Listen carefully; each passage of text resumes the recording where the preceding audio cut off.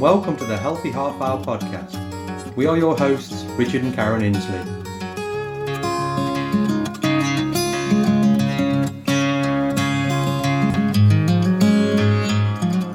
The Healthy Half Hour podcast is your resource for all things healthy, and we will be discussing how to make nutrition, fitness and lifestyle choices work for you.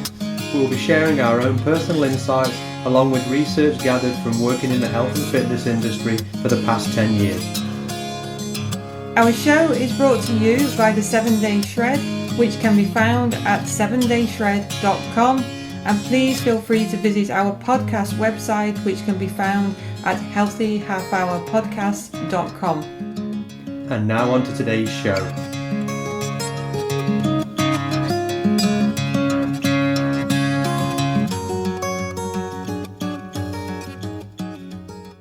That time of the week again, and we're being consistent with Is it that time of the week when recording. people press play on their podcast? Well, that time of the week for us, Oh, okay. because We always say this every week. I know, but we're doing pretty good with regard to we're being consistent with our recording every Sunday afternoon. Well, the so- thing is as well, yes, Sunday afternoon for us, but I mean with our another 6 weeks or so, and we'll be head down in the garden more, and like you say, time on the weekends will get a little bit more scarce. Hopefully we might be back to work by then. Well, let's hope so. I mean, I was just thinking like what we've done this last week. I've been working primarily on my Sunnyside Honey Pot products, and we're going to mention more about those as part of today's podcast. And you've actually been doing a few little bits like for people help, because like with the COVID-19 thing happening right now, people are actually thinking, maybe I should start growing my own vegetables. And you've been making some raised planters, haven't you? Yeah, and again, that's kind of what the sort of the podcast is kind of circling around that, because I've been, like Karen said, I've been made some raised planters for a friend. She asked for some, and just again, if you've ever seen me make anything, it's always industrial grade. We always go beyond the Call of Duty with everything that we do. So these raised vegetable beds, they're not the prettiest of things. I mean, they're well put together. I don't know. I think they look nice. Yeah, but if you're going to stick it on the front of your house with nice flowers in, you probably wouldn't. You want something a little more decorative. These are for the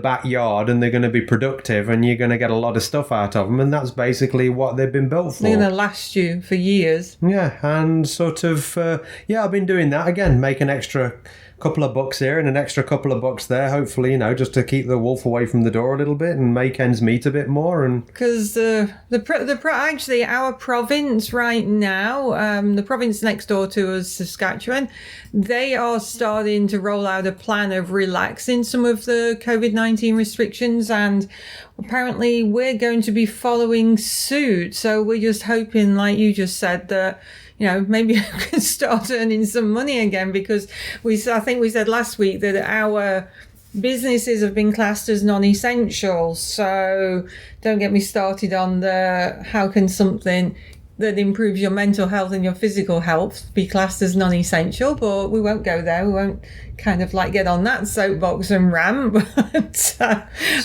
this can kind of leading into things. And I was, my neighbour came over, what would it be? Just end of last week, I think it was, before the last podcast anyway. And she came over just to she bought us a banana loaf and just was talking about my dad and was just saying, really, really sorry to hear about it. And she actually is fairly high up in an MLM company, and they do like cleaning products and things like that. And she was saying work has just took off.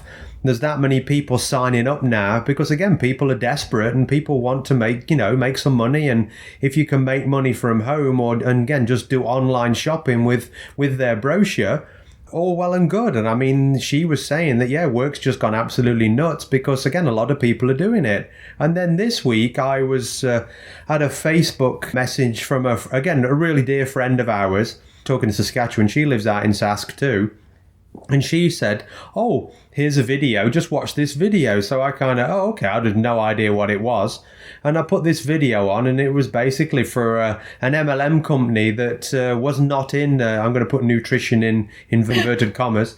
They weren't in the nutrition space originally when we started, but they are now. And this video was for actually English personal trainers. They were on holiday in Mexico, and they were sitting around the pool, and they'd shot this whole video, and the video was basically, oh yeah, my wife used to use this product, and then I didn't think it was any good, and then they kind of started doing all this nutrition stuff, and oh, now we make that much money out of it. I only see a couple of personal training clients a week, and oh, it's absolutely wonderful, and blah blah blah blah blah, and basically it was just an MLM sales pitch.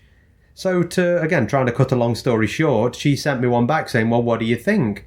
And I said, to be honest, I said, all due respect, I said, this just really just goes against our core values. I said, we've been doing this for a long time now. And I said, we've been offered these sorts of deals that many times, you wouldn't believe it. And I said, multiple times, eh? And we could have got in on the bottom level on a lot of these things. And again, with this multi-level marketing, again, you get people making money on top of you, on top of you, on top of you, and you keep getting a cut. And again, we could have made a lot of money out of this stuff probably over the years.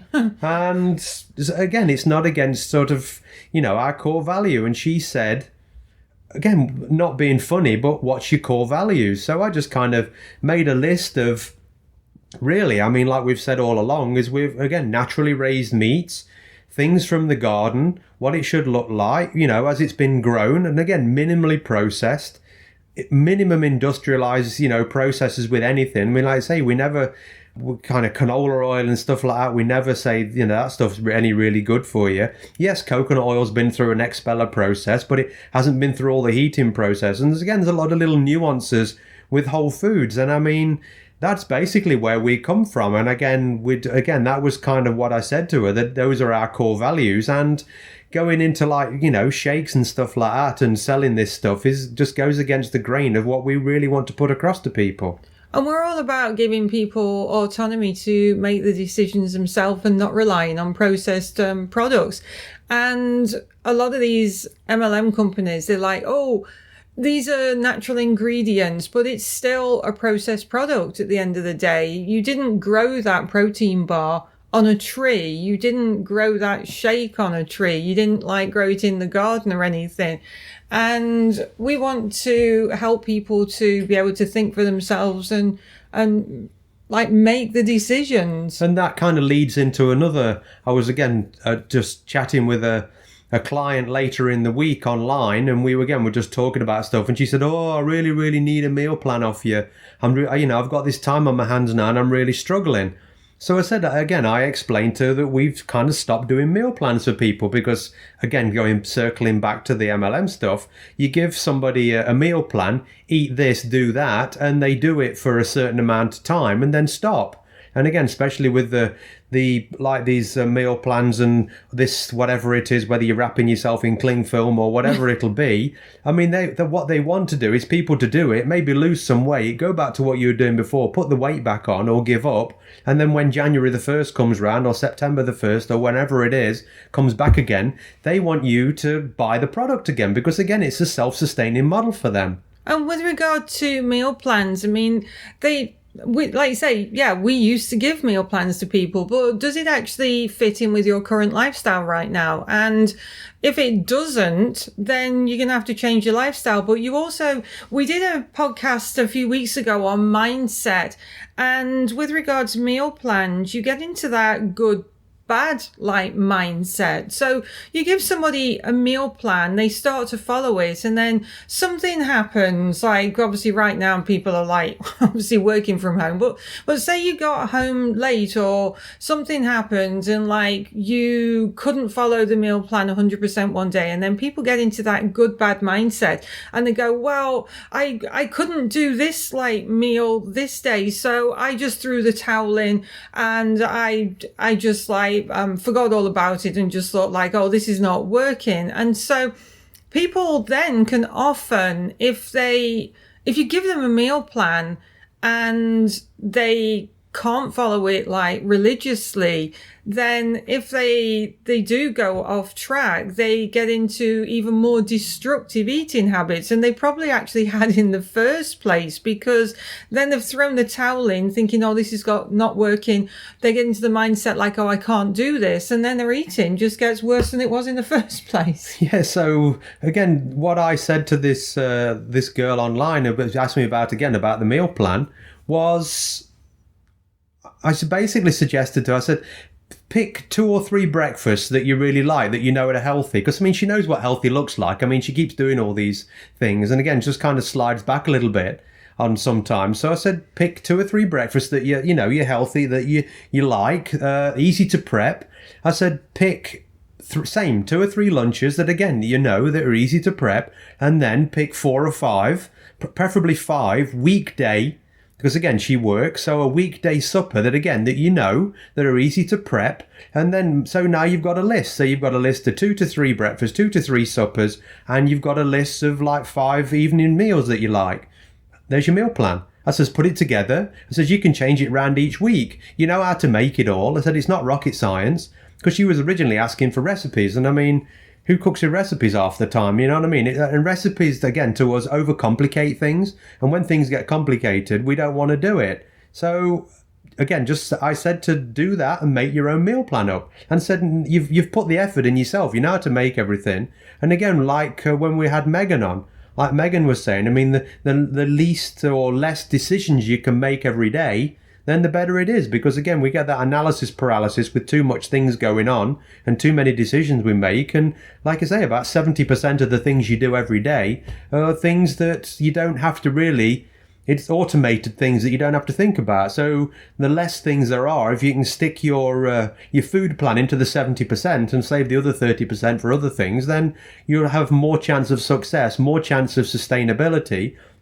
And like I said to her, again, it's not what you do for the next 6 weeks on this meal plan. It's what you do every day in, day out, for the rest of your days. That's going to make a difference to your waistline, to your energy, to your hormones, to your sleep, to everything. I mean, it's not 6 weeks and, get in and get out. Some of these 6-week plans, again, like the protein sparing modified fast and maybe some longer fasts, are a great thing to kick things off. And yes, something to follow. But again, it's sustainability, and it's same with exercise. It's, not doing a 30-day challenge online and then throwing the towel in, then doing another one in 6 months' time. It's what you do every day. It's going for a walk. It's doing some stretches. It's lifting some weights, blah, blah, blah. And you touching on that recipes thing, and I know that I, put pictures of things that I've made on social media, and I think our friends have got to the point now where they don't ask me for recipes because they know that they're going to get the same answer. I'm like, I just throw things together, and if it works, great. If it looks like roadkill, who cares, so long as it tastes great. And I try to avoid recipes at all costs. I mean, sometimes if it's a baked item, I mean, I was saying in our butcher's yesterday, because Linda, the owner, was asking me what I was having for supper last night.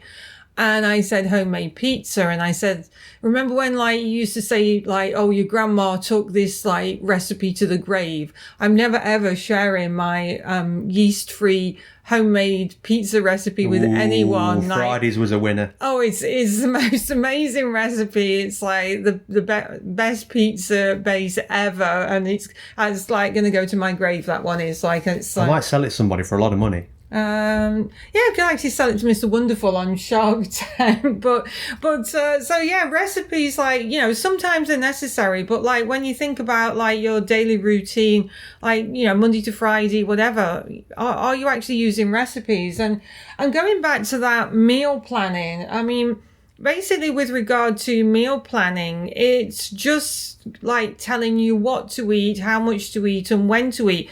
But the one thing it's not actually providing you with is the education on why. And if you've listened to us, or I've known us for a while. Wine on for a long time.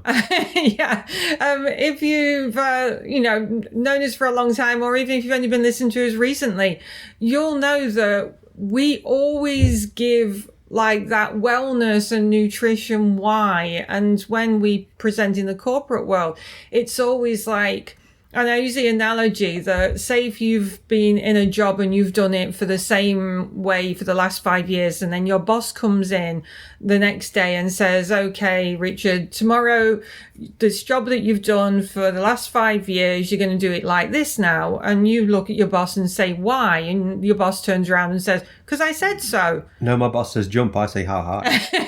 I'm a yes man. Unless the boss says no, then I'm a no man. So basically, that's what a meal plan is. It's like giving you like no education. So it's your boss coming in and saying, you're going to do the job this way because I told you so. But if your boss comes into the office and says, okay, Richard, this job that you've done for the last 5 years, you're going to do it this way now. When you say why, he goes, oh, because it's going to be more efficient. It means that you can take an hour off your day each week. It'll help you to do your job faster. You can spend more time at home. And you're like, okay, now I understand why you're actually asking me to do it. I'm sold. You can be my boss anytime. I am. Oh. I am anyway. Oh, yeah. Right. Yes, boss. So meal plans don't give you any education on why you're following them. You often go to a nutritionist or personal trainer and say, oh, I want to lose weight, but there's actually no education behind that meal plan.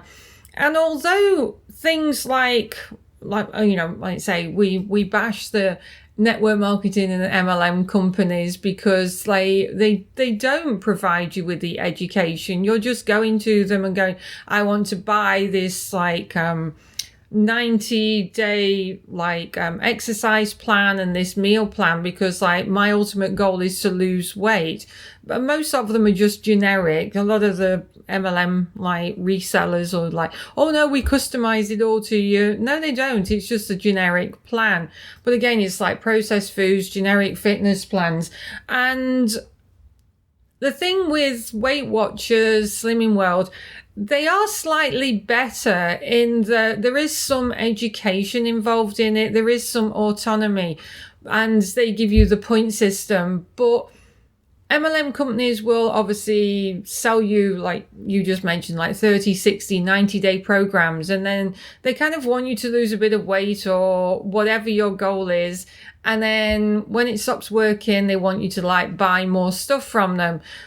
Weight Watchers is slightly different because it does offer that support and that group's environment, but they do have a habit of changing the points and the rule system. So they get you following a point system and then they change it. So then, you have to buy the next program to learn how to use the new point system. So got to keep the lights on. Well, exactly. Yeah. So Weight Watchers from a support and a bit of education angle is definitely better than the typical MLM formulas. And that's the angle we come from. Again, with food, we don't sell food. We don't sell shakes. We don't sell supplements. We don't sell anything like that. So, if we're kind of advising people to eat this, take that and do this, it's because it's going to be good for them and help them. We've got no skin in the game when it comes to those sort of things. So again, it's more often than not, people you can trust is the people that are not selling you the actual product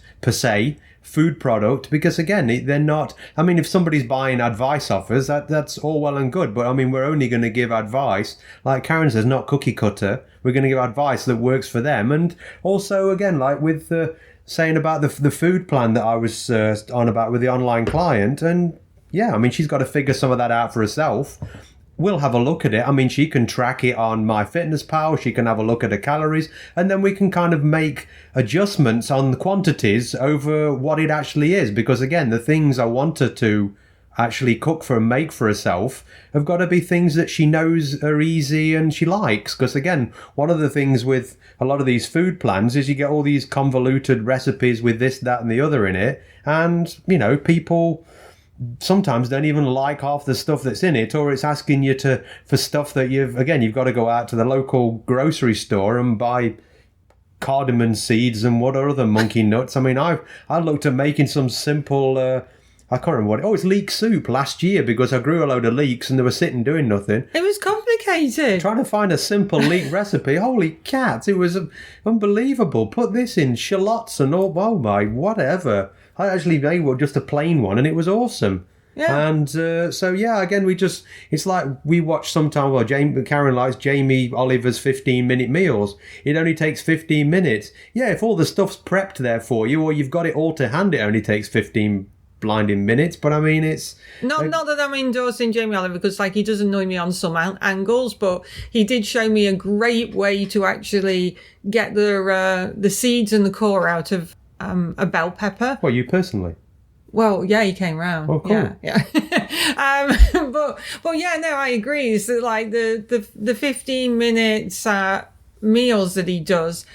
Yeah, I mean, he does show a small amount of prep, but yeah, he, like you say, he's got everything to hand, everything in his cupboard. He just turns around, picks something, and like you say, other than, like, you know, obviously he's got the camera crew there, and obviously the producer's there to edit the actual episode for him. So, and you know, I've like kept some of the shows on PVR because some of the recipes were like pretty neat. But I mean, Jamie Oliver's like not bad to follow because he used to be, it's called The Naked Chef, wasn't it, when he started out in the UK?